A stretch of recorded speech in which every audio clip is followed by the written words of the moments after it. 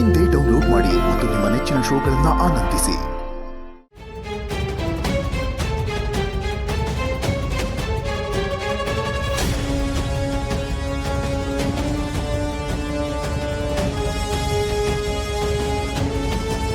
ಅಲ್ಲ, ಪೊಲೀಸ್ನವರಿದ್ದಾರೆ, ಆದ್ರೆ ನಮ್ಮ ಹುಡುಗರೆಲ್ಲೂ ಕಾಣಿಸ್ತಿಲ್ವಲ್ಲ.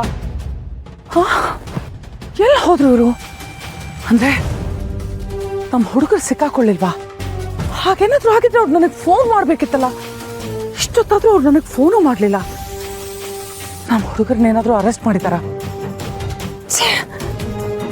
ಏನು ಗೊತ್ತಾಗ್ತಿಲ್ವಲ್ಲ. ಒಂದ್ ವೇಳೆ ಪೊಲೀಸ್ ಬರೋದು ಗೊತ್ತಾಗಿ ನಮ್ಮ ಹುಡುಗರೆಲ್ಲ ಎಸ್ಕೇಪ್ ಆಗ್ಬಿಟ್ರ? ಹಾಗೇನಾದ್ರೂ ಆಗಿದ್ರೆ ಈ ಪೃಥ್ವಿ ಎಲ್ಲ ಹೋದ? ಹೇಳು ಸುಂದ್ರ. ಮೇಡಮ್, ಶ್ರಾವಣಿ ಸುಬ್ಬು ಇಬ್ರು ಮನೇಲಿಲ್ಲ ಮೇಡಮ್. ಎಲ್ಲಿ ಹೋದ್ರು ಅಂತಾನೆ ಗೊತ್ತಾಗ್ತಿಲ್ಲ ಮೇಡಮ್. ಅವರು ಮನೆಯಿಂದ ಎಲ್ಲ ಎಸ್ಕೇಪ್ ಆಗ್ಬಿಟ್ಟಿದ್ದಾರೆ. ಈಗ ಅವರನ್ನೇ ಹುಡ್ಕೊಂಡು ಹೋಗ್ತಾ ಇದೀನಿ ಮೇಡಮ್. ಮುಚ್ಚೋ ಬಾಯ್. ನನ್ನ ಹತ್ರನೇ ಗೇಮ್ ಆಡ್ತೀಯ ನೀನು? ಅವರು ಮನೆಯಿಂದ ಎಸ್ಕೇಪ್ ಆಗಿ ಸೀದಾ ನನ್ನ ಬುಡಕ್ಕೆ ಬೆಂಕಿ ಇಡಕ್ ಬಂದಿದ್ದಾರೆ. ಬೆಂಕಿನ? ಎಲ್ಲಿ? ಫೈರ್ ಇಂಜಿನಿಯರ್ ಕಾಲ್ ಮಾಡಲ madam? Just stop it Sundra. ತಲಹರಟೆ ಮಾಡ್ಬೇಡ. ಅವ್ರು ಎಲ್ಲಿದ್ದಾರೆ ಅಂತ ಗೊತ್ತಿದೆ ನಿನಗೆ? ಗೊತ್ತಿಲ್ವಲ್ಲ ಮೇಡಮ್, ಏನ್ ಮಾಡ್ಲಿ? ರಾತ್ರಿ ಪೂರ್ತಿ ಅವ್ರ ರೂಮ್ ಮುಂದೆನೆ ಬಾಗ್ಲ ಹತ್ರ ಹಂಗೆ ಕಾಯ್ಕೊಂಡು ಕೂತಿದ್ದೆ ಮೇಡಮ್. ಅದು ಯಾವ ಸೈಕಲ್ ಗ್ಯಾಪ್ ಅಲ್ಲಿ ಎಸ್ಕೇಪ್ ಆಗಿದ್ದಾರೆ ಅನ್ನೋದೇ ಗೊತ್ತಾಗ್ತಾ ಇಲ್ವಲ್ಲ ಮೇಡಮ್. ಇವಷ್ಟೇ ಮಾಡಬೇಡಿ ಮೇಡಮ್. ನಾನು ಈಗಲೇ ಶ್ರಾವಣಿ ಅಥವಾ ಸುಬ್ಬುಗೆ ಫೋನ್ ಮಾಡ್ಬಿಟ್ಟು ಎಲ್ಲಿದ್ದಾರೆ ತಿಳ್ಕೊಂಡು ನಿಮ್ಗೆ ಅಪ್ಡೇಟ್ ಮಾಡ್ತೀನಿ ಮೇಡಮ್. ಆದಷ್ಟು ಬೇಗ ಕೆಲಸ ಮಾಡು. ಕರೆಕ್ಟ್? ಸರಿ ಮೇಡಮ್, ಹಾಗೆ ಮಾಡ್ತೀನಿ. ಅಲ್ಲ, ಆ ಪೃಥ್ವಿ ಪೊಲೀಸ್ ಅವ್ರ ಜೊತೆನೂ ಇಲ್ಲ, ನಮ್ಮ ಹುಡುಗರ ಹತ್ರನೂ ಇಲ್ಲ. ಹಾಗಿದ್ಮೇಲೆ ಎಲ್ಲ ಹೋಗಿರ್ಬೋದು ಅವನು? ಯಾರು ಕರ್ಕೊಂಡು ಹೋಗಿರ್ಬೋದು ಅವನ್ನ? ಎಲ್ಲಿ ಕರ್ಕೊಂಡು ಹೋಗಿರ್ಬೋದು? ಒಂದು ಅರ್ಥ ಆಗ್ತಿಲ್ಲ. ಒಂದು ವೇಳೆ ಪೊಲೀಸ್ ಅವ್ರ ಕೈಗೆ ಸಿಕ್ಕಿದ್ರೆ ಅವ್ನು ಅಲ್ಲೇ ಇರ್ಬೇಕಿತ್ತು. ಅಥವಾ ನಮ್ಮ ಹುಡುಗರ ಹತ್ರ ಇದ್ದಿದ್ರೆ ಇಷ್ಟೊತ್ತಿಗೆ ಅವ್ರು ಫೋನ್ ಮಾಡಿ ನನಗೆ ವಿಷಯ ಹೇಳ್ಬೇಕಿತ್ತು. ಇಲ್ಲ ಇಲ್ಲ, ಈ ಆಟದಲ್ಲಿ ನಾವು ಮಾತ್ರ ಅಲ್ಲ, ಯಾವುದೋ ಮೂರನೇ ಕೈಯೂ ಇದೆ. ಅದು ಯಾರಾಗಿರ್ಬೋದು?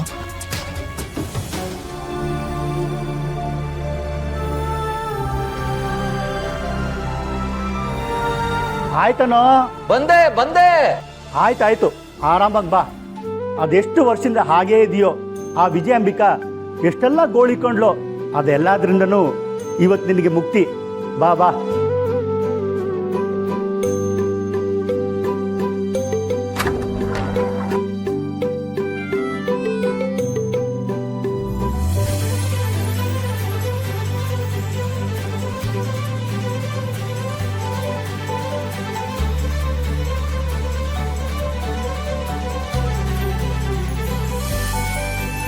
ಈಗ ನಮ್ಮ ಪೃಥ್ವಿ ನೋಡ್ದಂಗೆ ಆಗ್ತಾ ಇದೆ. ಬಾರೋ ಬಾ.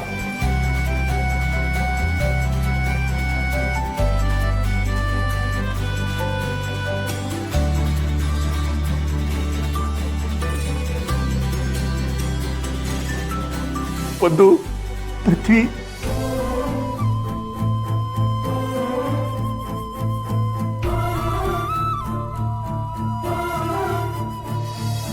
ಬಂದು ತಿನ್ನೋದಕ್ಕೇನಾದ್ರೂ ಕೊಡು.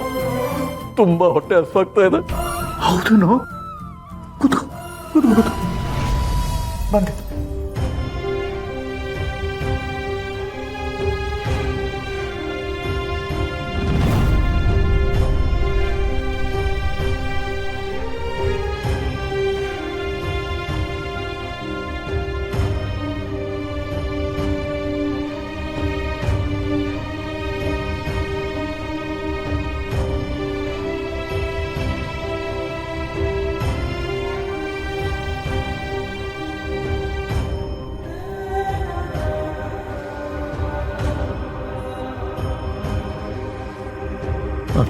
ತಿನ್ನು ತಿನ್ನು.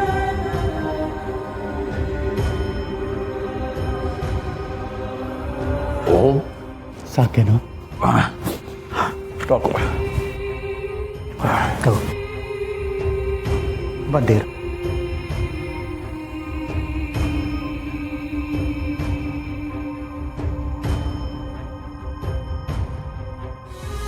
ನೀನು ಇಷ್ಟು ವರ್ಷ ಅನುಭವಿಸಿದ ನೋವುಗಳೇ ಸಾಕು ಕಣೋ. ಇನ್ಮೇಲೆ ನೀನು ನೆಮ್ಮದಿಯಾಗಿರ್ಬೋದು ಕಣೋ.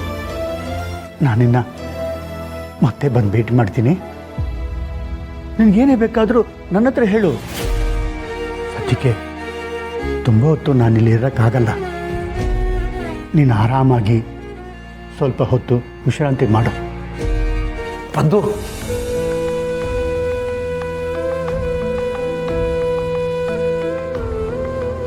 ಬಂದು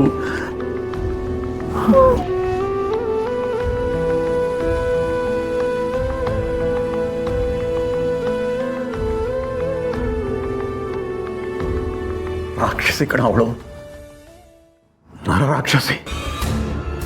ಆ ನರಕ್ನಿಂದ ನನ್ನನ್ನು ಬಿಡಿಸ್ಬಿಟ್ಟಿಯಲ್ಲ. ನನಗೆ ನೀನು ಪುನರ್ಜನ್ಮ ಕೊಟ್ಬಿಟ್ಟೆ ಕಣಪ್ಪದ್ದು, ಪುನರ್ಜನ್ಮ ಕೊಟ್ಬಿಟ್ಟೆ. ಅವಳ ಬಗ್ಗೆ ನನಗೆಲ್ಲ ಗೊತ್ತು ಕಣೋ. ನಮ್ಮ ಯಜಮಾನ್ರಿಗೆ. ನಿಮ್ಮ ಯಜಮಾನ್ರು? ಹೌದು ಕಣೋ, ನಮ್ಮ ವೀರುಗೆ ಏನೆಲ್ಲ ಅನ್ಯಾಯ ಮಾಡಿ ಈಗಲೂ ಬಣ್ಣದ ಮುಕ್ಕೋಡ ಹಾಕ್ಕೊಂಡು ಒಳ್ಳೆಯಾಗಿ ಬದುಕ್ತಾ ಇದ್ದಾಳೆ ಕಣೋ. ಅವಳಿಗೆ ತಕ್ಕ ಶಾಸ್ತಿ ಮಾಡೋವರೆಗೂ ನನಗೆ ಸಮಾಧಾನನೇ ಇಲ್ಲ ಕಣೋ.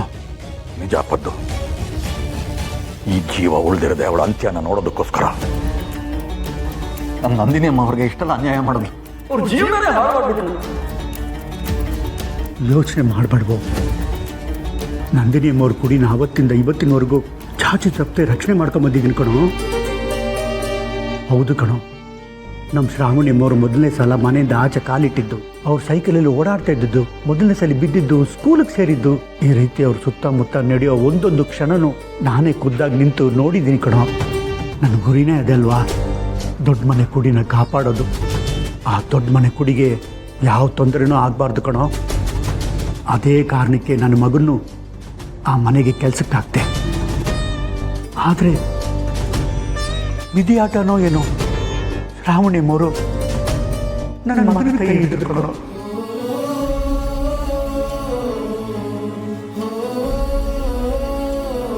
ಇವತ್ತು ನನ್ನ ಮಗ ಆ ಮನೆನ ದೇವ್ರ ಮನೆ ಥರ ನೋಡ್ತಾ ಇದ್ದಾನೆ ಕಣೋ. ಯಜಮಾನ್ರು ಕೂಡ ಅವನನ್ನ ಮಗನಕ್ಕಿಂತ ಹೆಚ್ಚಾಗಿ ನೋಡ್ತಾ ಇದ್ದಾರೆ. ಶ್ರಾವಣಿ ಅಮ್ಮ ಹೇಗಿದ್ದಾರೋ? ಅದನ್ನು ಕೇಳ್ತೀಯಲ್ಲೋ, ಸಾಕ್ಷಾತ್ ನಂದಿನಿ ಅಮ್ಮವ್ರ ಪ್ರತಿರೂಪ. ನಂದಿನಿ ಅಮ್ಮವ್ರಷ್ಟೇ ಧೈರ್ಯ, ಅಷ್ಟೇ ಜಾಣ್ಮೆ, ಅಷ್ಟೇ ಪ್ರೀತಿ, ಅಷ್ಟೇ ವಾತ್ಸಲ್ಯ, ಅಷ್ಟೇ ಮಮತೆ ಕಣೋ. ಯೋಚನೆ ಮಾಡಬೇಡ ಕಣೋ, ಎಲ್ಲ ಒಳ್ಳೇದಾಗುತ್ತೆ. ನಾವು ಮತ್ತೆ ಸೇರಿದೀವಲ್ಲ, ಎಲ್ಲ ಸರಿ ಹೋಗುತ್ತೆ ಬಿಡು.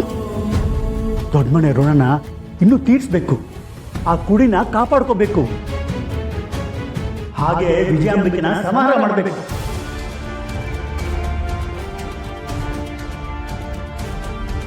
ಆದರೆ ಅದಕ್ಕೆಲ್ಲ ಒಂದು ಕಾಲ ಕೂಡ ಬರುತ್ತೆ. ಸದ್ಯಕ್ಕೆ ನೀನು ಹುಷಾರಾಗಿರು, ನಾನು ಮತ್ತೆ ಬರ್ತೀನಿ, ಸರಿನಾ?